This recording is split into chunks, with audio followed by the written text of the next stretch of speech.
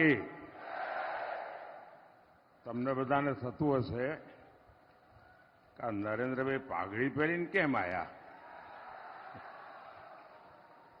અને મુખ્યમંત્રીએ પાઘડી પહેરાવા જતા હતા તો મેં કહ્યું તમે આના ઉપર જ મૂકો, મારે આ પાઘડી ઉતારાય એવું નથી. હું આવતા રસ્તામાં જામ સાહેબના દર્શન કરવા ગયો હતો.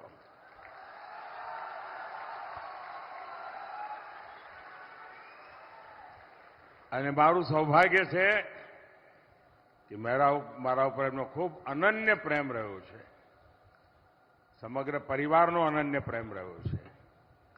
અને જામ સાહેબ પાઘડી પહેરાવે પછી તો કઈ બાકી જ ના રે ભાઈ. અને એટલે મેં કહ્યું મારે માટે તો જામ સાહેબની આ પાઘડી મોટો પ્રસાદ છે. અને જામનગર સાથેનો મારા નાતાની અનેક વિશેષતાઓ રહેલી છે. ગયા 2 દિવસથી હું ગુજરાતમાં ભ્રમણ કરી રહ્યો છું. આમ તો કઈ ગુજરાતમાં વોટ માંગવા ના આવવાનું હોય.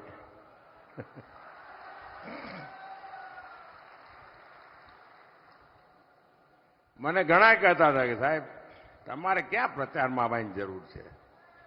મેં કહ્યું ભાઈ પ્રચારમાં ને પ્રેમમાં બહુ ફરક હોય. હું પ્રચાર માટે નથી આવ્યો, હું તો પ્રેમનો આસ્વાદ લેવા આવું છું.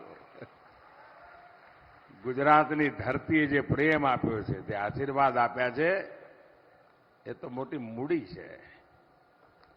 અને આજે જયારે જામનગર આવ્યો છું ત્યારે અનેક જૂની વાતો તાજી થાય.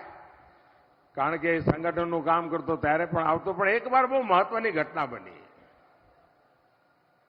બુચ્ચર મોરીની યુદ્ધની વાત.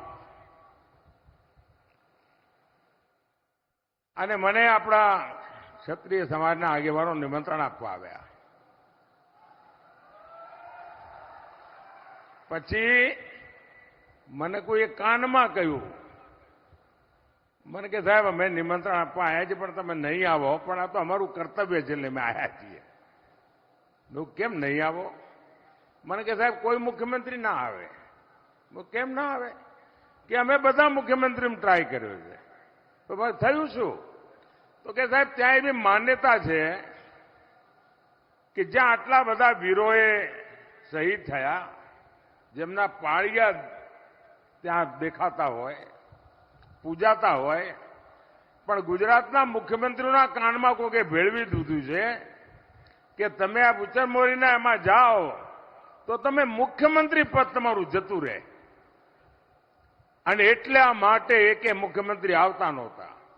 મેં કહ્યું કે મારા ક્ષત્રિય સમાજના આ બલિદાન સામે આ મારા મુખ્યમંત્રી પદની કોઈ કિંમત નથી. હું આવીશ અને હું આવ્યો અને ખૂબ ઠાઠથી એક કાર્યક્રમને મેં વધાવ્યો પણ કર્યો અને એને વધાર્યો પણ કર્યો. એટલે જામનગર સાથેની મારી એવી અનેક યાદો સાથે આજે ફરી જ્યારે જામનગર આવ્યો છું ત્યારે અનેક વાતો કરવાનું મૂડ છે. જ્યાં જ્યાં હું ગયો છું અપાર આશીર્વાદ, અભૂતપૂર્વ ઉત્સાહ અને ઉમંગના મેં દર્શન કર્યા છે. અને આ વખતે હિન્દુસ્તાનમાં જ્યાં જ્યાં ગયો, 2014ની ચૂંટણીમાં પણ ગયો તો भाई ये जो तस्वीर लेके खड़े हैं ना, कृपा करके आप बैठिए. आप जो लाए मैंने दर्शन कर लिए. प्लीज आप पीछे परेशान करते हैं लोगों को. प्लीज आप बैठिए.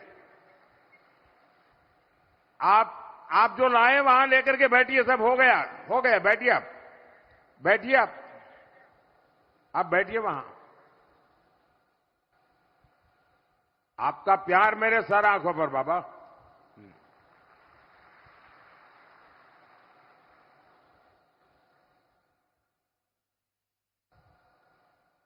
અને ગુજરાત હોય કે તમિલનાડુ હોય કે કાશ્મીર કન્યાકુમારી હોય કે આસામ હોય, જ્યાં જ્યાં ગયો મેં આવો ઉત્સાહ, આવો ઉમંગ અને આટલો બધો વિશ્વાસ અને કમિટમેન્ટ ન 2014માં જોયું છે, ન 2019માં જોયું છે, જે હું 2024માં જોઈ રહ્યો છું. કારણ 14માં ગયો ત્યારે બધાના મનમાં હતું કે આ ભાઈ છે કોણ. ગુજરાત વાળા ઓળખે, બહાર તો બહુ કે એટલી ઓળખાણ ના હોય. 19માં ગયું ત્યારે કે આ માણસ તો કામનો છે. અને 24માં હું જોઉં છું કે ભાઈ હવે તો આપણા દેશનો દુનિયામાં ડંકો વગાડવાનો છે. મોદી સાહેબ આગળ વધો. અને જ્યાં જઈએ ત્યાં એક જ સ્વર, ફિર એક બાર, फिर एक बार, फिर एक बार. અને એટલા જ માટે મારા ભાઈઓ બહેનો,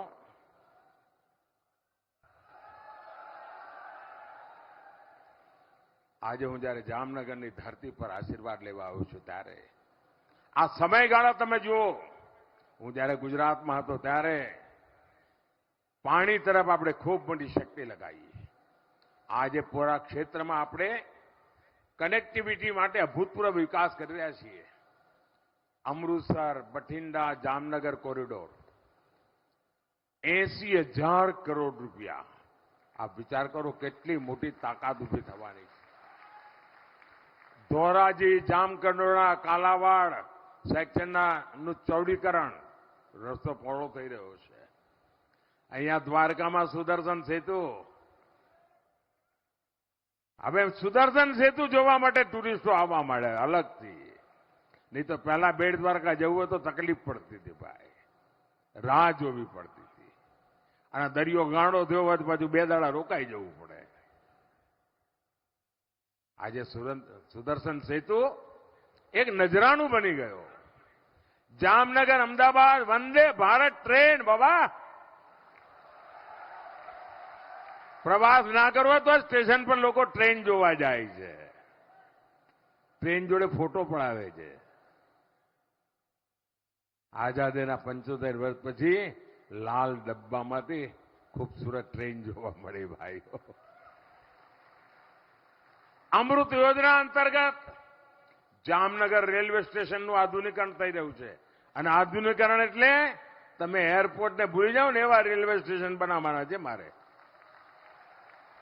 આપણા જામનગરમાં ઔદ્યોગિક વિકાસ, મને યાદ છે મેં જ્યારે એકવાર નવો મુખ્યમંત્રી બન્યો હતો, જામનગરમાં ચૂંટણી લડતો હતો. મારી જિંદગીની પહેલી શરૂઆત સૌરાષ્ટ્રમાંથી થઈ. પહેલી વાર જનપ્રતિનિધિ બનવાની શરૂઆત સૌરાષ્ટ્રની ધરતીએ મને આશીર્વાદ આપ્યા. અને ત્યાંથી આ યાત્રા શરૂ થઈ.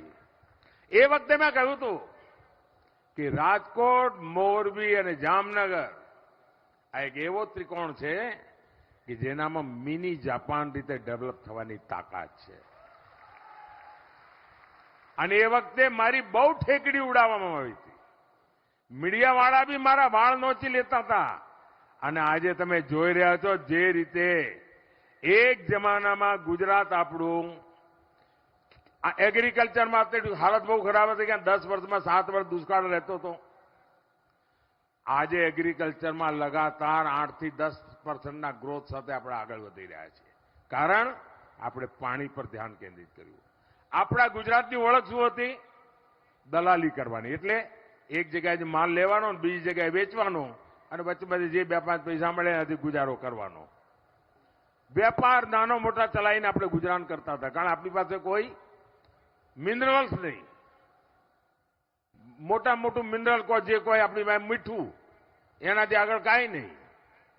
અને એમાંથી આજે ગુજરાત ઔદ્યોગિક રાજ્ય બની ગયું. અને દોસ્તો, આવનારા દિવસો સ્વર્ણ અક્ષરે લખી રાખજો. તમે જુઓ કેવું આમ લાઈન બંધ પડ્યું છે. અહીંયા બ્રાસપાટ વગેરેનું છે તો છે જ, પરંતુ વિમાન ગુજરાતમાં બનવાના, ઇલેક્ટ્રિક વ્હીકલ ગુજરાતમાં બનવાના, દુનિયાના 4 જ 5 દેશ છે જ્યાં સેમિકન્ડક્ટર છે. આ સેમિકન્ડક્ટર હિન્દુસ્તાનમાં ગુજરાતમાં બનવાના ભાઈ. એનો અર્થ એ થયો કે અને એક જમાનો આવશે ભારતમાં જે ઇલેક્ટ્રિક વ્હીકલ ચાલતા હશે ને એની ચીપ ગુજરાતમાં બની હશે દોસ્તો. આ ક્રાંતિકારી ચીજો થઈ રહી છે. ગુજરાત ગ્રીન હાઇડ્રોજન સમગ્ર દુનિયાનું એનર્જીનું એક મોટું ક્ષેત્ર ગ્રીન હાઇડ્રોજન ગુજરાત એનું હબ બનવા જઈ રહ્યું છે. વિશ્વનું સૌથી મોટું આવી અનેક ઔદ્યોગિક ક્ષેત્રે હરણફાળ આ ગુજરાત ભરવાનું છે. અને મારું એક બીજું સપનું છે, ખાસ કરીને જે મધ્યમ વર્ગ ઉચ્ચ મધ્યમ વર્ગના પરિવારના લોકો છે એમના, બાકી બધાને માટે પણ તમારું વીજળી બિલ જે છે ને એ મારે 0 કરી દેવું છે.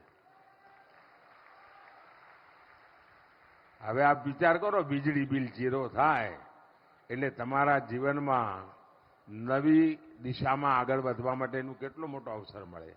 અને એના માટે પીએમ સૂર્યઘર યોજના આપણે બનાવી છે. સરકાર તરફથી સોલાર પેનલ માટે પૈસા મળશે. તમે તમારા ઘર ઉપર સોલાર પેનલ લગાવીને વીજળી પેદા કરો. તમારી જેટલી જરૂરી વીજળી છે મફતમાં વાપરો. અને વધારાની વીજળી સરકાર ખરીદશે ને તમને પૈસા આપશે. પહેલા તમે પૈસા આપતા હતા, હવે સરકાર તમને પૈસા દેશે. એટલું જ નહીં, તમારું ટ્રાન્સપોર્ટેશનનો ખર્ચો, તમારી સ્કૂટી હોય, સ્કૂટર હોય, મોટરસાયકલ હોય, કાર હોય, હવે પેટ્રોલનું ફ્યુઅલનું બિલ જેમ વીજળી બિલ 0 એમ ફ્યુઅલનું બિલ 0. મફતમાં, કાના માતર વગર મફત. પીએમ સૂર્યઘર યોજના એ જે વીજળી તમારા ઘરમાં પેદા થાય એનાથી હવે જે ઇલેક્ટ્રિક વ્હીકલ આવવાના છે એનો જ જમાનો છે. એની તમારા ઘરમાં બેટરી ચાર્જ થાય અને પછી લઈને રોડ પર નીકળો બાપુ, આમ મજા આવી જાય. 1 પૈસાનો ખર્ચો નહીં. અને જુવાનિયાઓને બાપા પાસે હાથ લાંબો ન કરવો પડે અને મસ્તીથી ગાડી ચલાવે. આ દિશામાં જાઉં છું ભાઈઓ. ગ્લોબલ મેપ પર જામનગર સ્વાસ્થ્યની બાબતમાં દુનિયાનું WTOનું WHOનું મહત્વનું સેન્ટર, ગ્લોબલ ટ્રેડિશનલ મેડિસિનનું સેન્ટર આ જામનગરમાં બની રહ્યું છે. આખી દુનિયા આયુર્વેદ તરફ વળી રહી છે. જામનગરની આયુર્વેદ યુનિવર્સિટી એના માટે એક મોટું પ્રેરણા કેન્દ્ર બની ગઈ છે. આજે દુનિયામાં ભારતના આયુર્વેદની ઓળખાણ થઈ છે. આપણે 2023ને મિલેટ યર તરીકે મનાવ્યું. આપણો નાનો કિસાન પાણીનો જે આવડો ઓછો હોય તે આપણું મોટું અનાજ પાકે, જુવાર ને બાજરો ને એ બધું. એને કોઈ પૂછતું નહોતું. ઘરમાં છોકરાઓને લાગે આ તો બધું આઉટડેટેડ છે. આજે પુરવાર થઈ ગયો. એ આપણા પૂર્વજો જે ખાતા હતા ને જુવાર ને બાજરી ને બધું, એ સુપર ફૂડ છે, સુપર ફૂડ. અને મિલેટ યર આપણે મનાવ્યું. એનું નામ હવે નક્કી કર્યું શ્રી અન્ન, કારણ હિન્દુસ્તાનમાં અલગ અલગ જગ્યાએ અલગ અલગ નામ છે. હવે આ શ્રી અન્ન દુનિયામાં, અને અમારું સપનું છે દુનિયાના ડાઇનિંગ ટેબલ પર આ ભારતના નાના નાના ખેડૂતોએ ઉગાડેલું આ શ્રી અન્ન ખવાય. અને હું છેલ્લે જ્યારે અમેરિકા ગયો હતો, અમેરિકાના રાષ્ટ્રપતિએ પહેલીવાર ભારતના પ્રધાનમંત્રીને આટલું બધું સન્માન આપ્યું હતું. હિન્દુસ્તાનના એક પણ પ્રધાનમંત્રીને એ સન્માન નહોતું મળ્યું. અને મોટો ભોજન સમારંભ ગોઠવ્યો હતો.